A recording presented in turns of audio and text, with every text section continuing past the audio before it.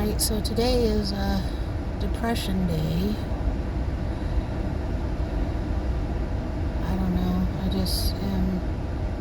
I can barely keep my eyes open. I've been at work all morning and all I want to do is shut my eyes and go to sleep. And with the depression, it just puts me into a deep hole, basically, where I just want to sleep and do nothing else. It just, like today, I could barely even get up. I just wanted to lay there. And I think this depression is being brought on by all the issues lately with money and, the issues with my dog. But sometimes my depression can last a few days, other times months. And yes, I'm on depression medicine, but when you get to this point of depression, it doesn't help.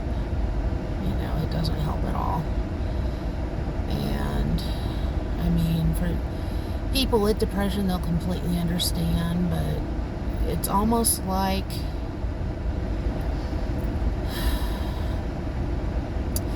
it's painful. And I don't mean painful like, ow, I hurt myself, but it's just painful to your body. Everything in your body is screaming at you to just go to sleep. And you're forcing your body not to do that. And it doesn't like it. It does not like it at all.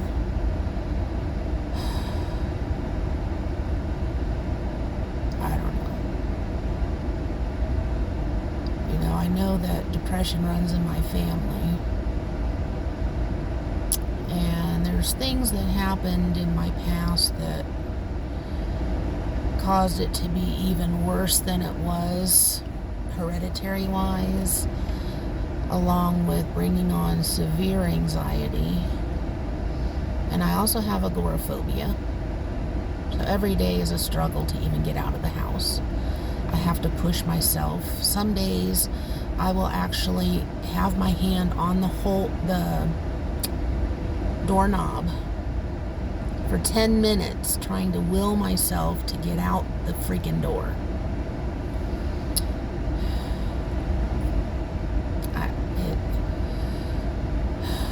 And I beat myself up about it. I'm like, why are you so stupid? Just go already. But there's something in me I just can't.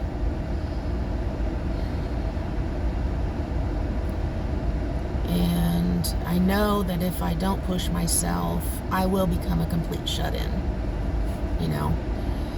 I'm able to go to work, so at least there's that. But once I'm off work, I want to go home and not go anywhere after that. So if I have errands to run, I will do it at lunchtime while I'm already out. But other than that, I'm pretty much a shut-in. I don't want to go anywhere. And that was brought on by the trauma that happened. And I'll be doing a video on that. I just have to work up the courage and the will to talk through it. Because right now, with the depression I'm in today, I just can't. I mean, I can barely even function right now. And talking about that period of my life it takes a lot of energy, and I just don't have it in me right now. I have zero energy. But yeah, it does involve someone very close to me taking their life in front of me. So I'll get into that day and another day, because it's yeah. But with that, it kind of rolled over and developed more issues over time. more depression, the severe anxiety, panic attacks. Those are fun. And then the agoraphobia that developed years down the line, which is very weird to me that came on. But to say I am a completely different person than I was before that is an understatement. It has changed me for the rest of my life.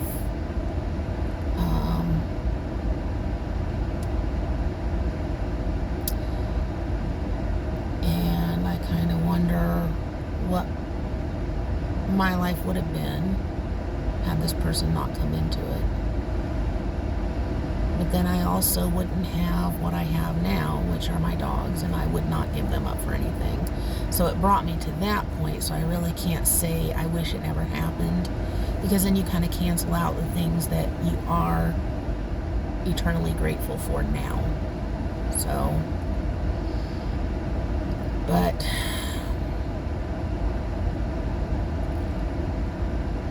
I do empathize with all of you that are dealing with depression and anxiety and agoraphobia. It's not fun. And if you haven't gone through it yourself, you can't understand. You know, some people say, snap out of it. You know, that's, my dad used to do that. Well, she just needs to snap out of it, you know. It doesn't work that way at all. And if they tweak your medicines to try to find the right combination, Lord, that's a process, because there's been medicines that they've tried to put me on that has made it 10 times worse, where I was just crawling out of my skin. I couldn't be left alone. I was a complete mess. So when they find that combination to put you on that lets it be manageable, you don't want to mess with it. So yes, maybe I'm at the point now where I do need something different. Maybe I've built up a tolerance to it, but there's that fear that if they change it, what's going to happen to me? You know, if I can't get through the day, what am I supposed to do? I mean, I have to go to work. I support myself. I don't have anybody else to support me, you know.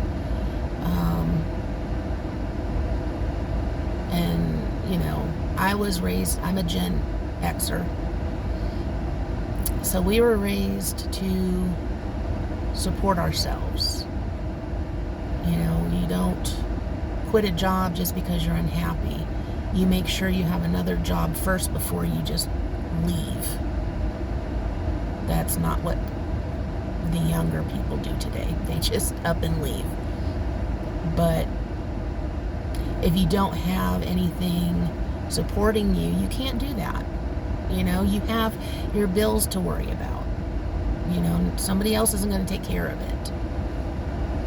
You know, and,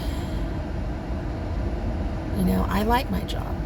I'm finally at a job that I like. My last job was horrible.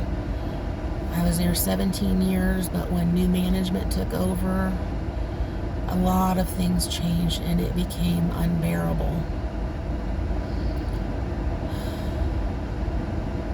But yeah, I mean, I really don't understand the new way of thinking, you know. I mean, the new generation is just, I mean, what are we going to do when we get to be retired? They're going to be in charge of the country when they complain about working an 8-hour workday. You know, where they complain about every little thing. You know, I mean, they're saying nowadays the school day is too long. But it was fine for everybody up until the newer generation. You know, everybody else did it. They survived. And it kind of prepares you for your work experience. You know, when you get out of school, you're going to have to work a full day. You're going to have to work full time. It's not, oh, I don't want to, you know, that day's too long. It doesn't work that way. So we're not preparing them for the real world. You know, everybody's being coddled. Everybody gets participation trophies now. No, when I grew up, you either won or you lost. Winner or loser. You know? You didn't get a participation trophy. I mean, what's the point of even competing? What's the point of even trying? You know, it defeats the purpose of it all. You know? It's too cold, so we're going to close school. Never once in my life did my school close because it was too cold out. Snow, yeah. Yeah, if we got a lot of snow, but cold, no. This summer, a school here closed because it was too hot. Why? Open the windows. We never closed because it was too hot. Teacher opened the windows, you sweat through it, and that's it. You know, you suck it up. But, yeah. I don't understand why people nowadays want to be dependent on someone else or dependent on the government, which is even worse. I mean, have you seen our government? I mean, it's a mess. The politicians are a mess. And you really want to put your well-being, your financial needs in the hands of those idiots? And I don't care what side of the aisle you're on, left or right, they're all idiots. Just, you know, when you're the people in an uproar because their food stamps got taken away for a few days, well, that's because you put all of your dependence on the government. If you're self-sufficient, if you're out making a living, you wouldn't deal with that crap. And that's the way I was raised. I was raised, you don't depend on a man. You know, if you're in a relationship, if you're married, you still provide income. Because if something happens to that relationship, what are you going to do? You know, you don't have anybody to take care of you. So stand on your own 2 feet. You know, have some respect for yourself. Dignity.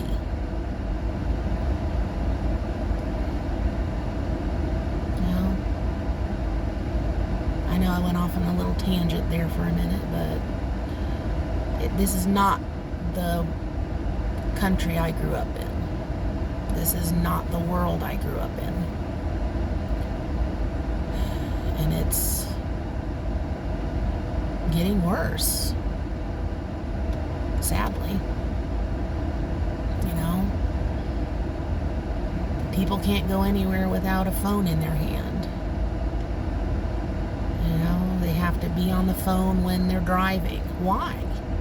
You know, if you're having a meaningless conversation, just chit-chatting with your BFF or whoever it might be, it can wait until you get home. You know, because how many people have you seen on their phone and just blow through a red light? Or they drive 20 miles an hour under the speed limit. They change lanes without looking because they're preoccupied with something else besides driving. Put the damn phone down.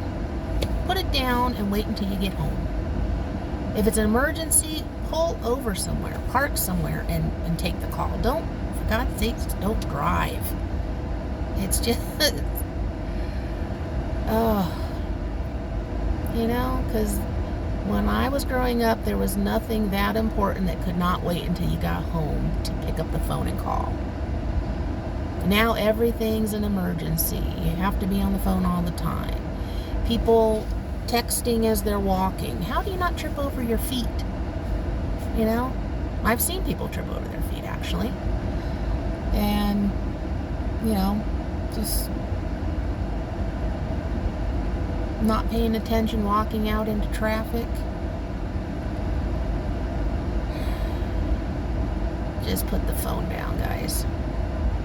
Put the phone down. Focus. Focus. You know, focus on your driving. Focus on your walking. You know? I don't know. I do not know. And it seems like the older I get, the more intolerant I get with stupid people. You know? Or people that are so self-entitled. The self-entitlement is just amazing to me. Everybody owes them something. No, we don't. You know, I don't owe anybody a damn thing, you know? And yes, you're entitled to your opinion, but your opinion doesn't necessarily matter to strangers. You know? It just doesn't matter. Focus on yourself instead of other people. Quit trying to tell other people what to do. I don't know. I get in this kind of snippy mood when the depression hits. I don't want to talk to anybody, which is hard because I have to work and talk to people. But, you know, I have a very short fuse with it. And I just, because it's like I'm tired, I don't want to be doing anything, and so I really don't have time for the nonsense. But you kind of get that way anyway as you get older. You know, I'm in my 50s now, which is weird to say. Very weird to say. Because up here, I don't feel like I'm in my 50s. But here I am. But you find yourself tolerating less and less. You don't want to tolerate people's bullshit.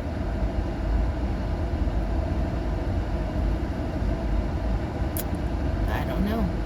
That's kind of where I'm at. But I don't know, whatever. Is anybody else out there that feels the same way? You know? I mean, I'm not trying to completely bash the new generation. I mean, their technical skills are just wow, you know? Because, you know, my generation, we didn't grow up with computers and cell phones and all that stuff. So what these kids can do now, it's like, how did you figure that out? How do you know that? It's just I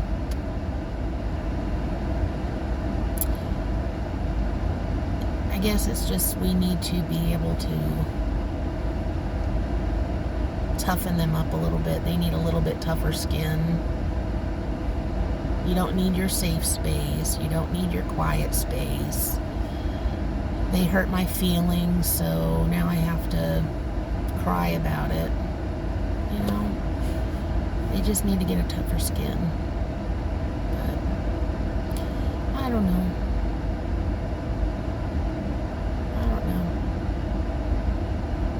But if you guys want to subscribe and follow along, I'll just kind of post. Might not post a daily, but just kind of post an update on, you know, the ups and downs of being in your 50s and the depression and the anxiety and just dealing with life. So maybe you won't feel so alone, because there's someone else right here that's going through the same crap, and it's nice to know you're not alone. It's really nice to know you're not alone. So feel free to sign up. I'd love to hear from you. You know, maybe we can create a little support community. Anyway, we're in the middle of the week, so weekend will be here shortly, I hope. All right. You guys take care.